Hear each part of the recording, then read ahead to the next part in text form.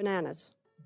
What's the tariff on bananas? Americans, by the way, love bananas. We buy billions of them a year. Walmart has already increased the cost of bananas by 8%. There's no uncertainty. If you build in America and you produce your product in America, there will be no tariff. We can't so produce the concept bananas in of America. building in America and paying no tariff is very, very clear. We cannot Fighting build for imports bananas is in not the America. A heated clash broke out today between Representative Madeleine Dean and Trump's Commerce Secretary, Howard Lutnick, and it became one of the most unexpectedly entertaining economic battles ever seen on Capitol Hill. From trade imbalances to import taxes, and yes, even bananas, this session had it all. Before we dive into what happened, make sure to hit that subscribe button so you won't miss these incredible political face-offs. Thank you, Chairman Rogers. Thank you, Ranking Member Meng. Thank you, Ranking Member DeLauro. And thank you to you, Secretary Lutnick. Thanks for being here today. I want to pick up on what Mr. Morelli was talking about, and I'll use the word stability. And I think you know this from your many years in business. And that's what I thought about as I was preparing for today. The importance of stability, or as he said, predictability. Stability is the foundation of economic growth. I think you've lived it. Businesses need clear and predictable rules to plan and to invest for the future. Given this administration's claim of being pro-business and pro-growth, I am so baffled by the discussions around trade deficits and the president's belief around trade deficits and the president's beliefs around tariffs and the chaotic tariff policy. They're on, they're off. Many of the tariffs are punishing, creating a level of instability and uncertainty in our economy that we haven't seen since COVID. I hear the same thing over and over from constituents, from small businesses, from bankers in my area. They can't figure out how to plan, how to lend. Businesses can't figure out how to expand, how to grow, whether to hire, whether to not hire. And I'd heard just literally this morning from a very large American retailer. First word out of the woman's mouth was uncertainty, and the last thing she said to me was uncertainty, all surrounding tariffs. The lack of predictability. I also serve on the Foreign Affairs Committee, was recently in UK and Denmark, met with the American Chamber in both countries. Confused, uncertain, they can't figure it out. What in God's name is going on? We cannot plan to grow businesses. We cannot plan to grow growth and jobs. So I am baffled, absolutely baffled, by this administration's talk around trade deficits and tariffs. I fear the administration lacks a basic understanding of what a trade deficit is. I think many economists take issue with equating a country's trade deficit with any one country and its economic well-being. Some economists actually view a trade deficit as a sign of a country's economic health because it means we're purchasing more. For me, I have a pretty large trade deficit with my local grocer or my hairdresser. It's a good thing. It means I have money enough to get my hair done once in a while and to keep food on the table. It tells nothing about my overall financial position. Do you know when this country actually had a trade surplus, Secretary?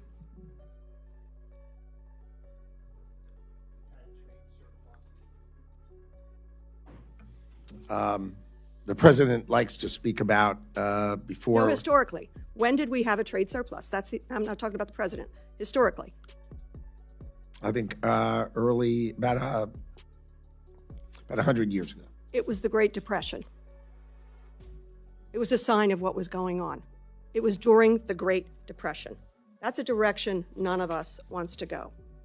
Tariffs. It's 90 days. We're going to have 90 deals in 90 days. Then there's a 90-day pause.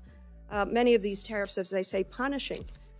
Tariffs on things that make no sense whatsoever. Where are we going to go with the remaining deals? I know of one deal that has been apparently resolved with the United Kingdom. We got 89 more deals to do in just a few more days. Where are we on those deals? We are in the midst of negotiations with dozens and dozens of countries. We could sign deals, but they're only going to get better as we negotiate them.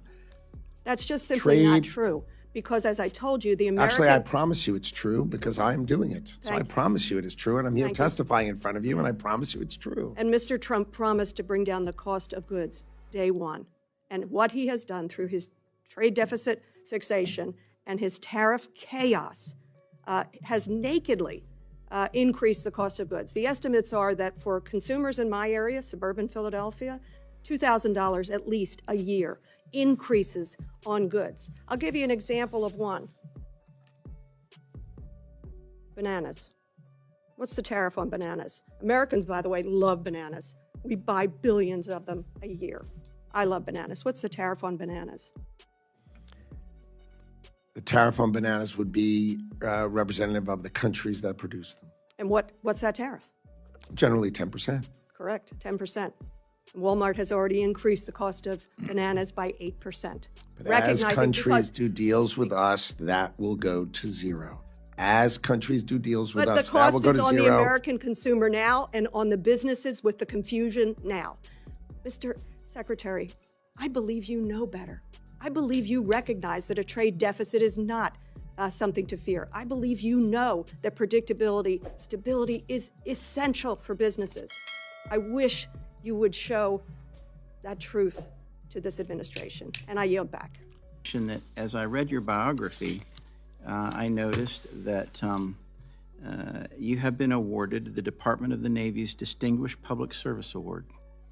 And as a 28-year Navy officer myself, I want to congratulate you, as this public service award is the highest honor granted to non-military personnel by the Navy. So congratulations, sir. Job well done. Thank you. Last November, the American people decisively elected President Trump with a mandate to restore common sense in Washington, including the mission of reducing the size, scope, and cost of the federal government.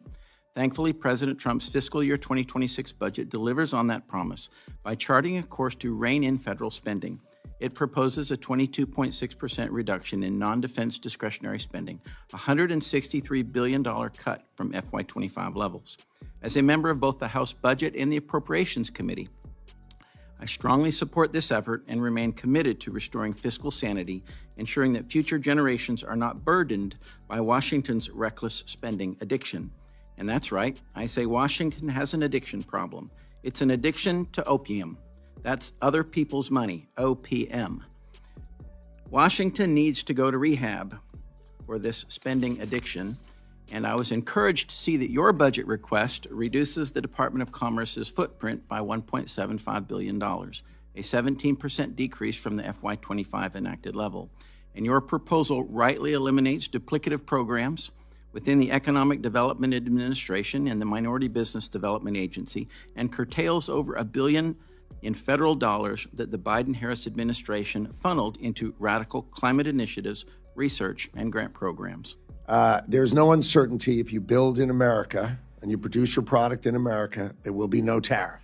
We can't so produce the concept bananas in of America. Building in America and paying no tariff is very, very clear. We cannot. Representative Dean comes out swinging hard, hammering the administration about tariffs and economic uncertainty. She describes a scene of complete confusion. Businesses don't know what's happening, banks are lost, stores are scratching their heads, even international business groups are baffled. Her point is clear. Everything's a mess because of Trump's tariff policies. On the other side, Howard Lutnick stays cool, composed, and prepared to fight back. Dean attempts to school Lutnick on her interpretation of what a trade deficit actually is. She even brings up her trips to the grocery store and visits to her hairdresser as proof, arguing that her own personal trade deficit works out fine because she purchases goods and services. Lutnick listens respectfully, but there's a feeling in the room that her point isn't hitting the mark like she hopes. Then it happens, the unforgettable moment of the day. Dean thinks she's got Lutnick trapped with what seems like a winning example, bananas. "What's the tariff on bananas?" she challenges him. He replies, "Generally 10%. She shoots back that Walmart has already bumped up banana prices by 8%, as if she's just exposed a major scandal. Lutnick answers with complete composure, "If you build in America, there will be no tariff." Dean fires back instantly, "We cannot build bananas in America." People in the room stir uncomfortably, some frustrated, others amused by the absurdity of a congresswoman yelling about manufacturing bananas. After Dean wraps up, Lutnick politely asks for his turn to respond. He explains the administration's stance with total confidence. No doubt, no confusion, no disorder, as long as products are manufactured in America. He reassures everyone that agreements are being worked out and that the widespread panic Dean keeps talking about just doesn't match what's actually happening behind the scenes. His response hits like a perfectly timed counterpunch, revealing the flaws in Dean's passionate attack. When Dean's time runs out, another representative takes the floor with a more measured approach. He commends Lutnick's dedication to public service, acknowledges his contributions to the Navy, and steers the discussion toward government spending. He supports Trump's budget reductions, calls out Washington's habit of spending too much money, and stands in sharp contrast to Dean's dramatic performance. It's a shift that changes the whole atmosphere of the hearing. The session wraps up as one of the most unforgettable moments of the day. Dean charging ahead with full intensity, Lutnick calmly dismantling her points one by one, and the now legendary argument about whether anyone seriously believes bananas can be grown domestically on a commercial scale. Hit that subscribe button, the narrator finishes, because if this hearing shows us anything, it's that Washington always manages to deliver both high drama and pure comedy at the exact same time.